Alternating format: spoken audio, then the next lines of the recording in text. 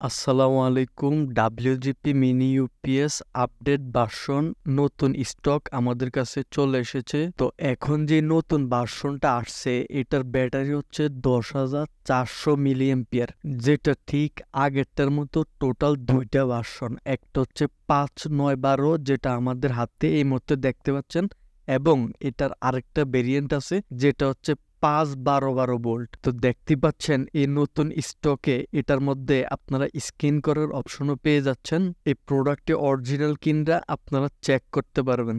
যেহেতু আমাদের কাছে আপনারা শুধুমাত্র অরিজিনাল প্রোডাক্ট পাবেন, তাই আপনারা নিশ্চিন্তে অর্ডার করতে পারেন।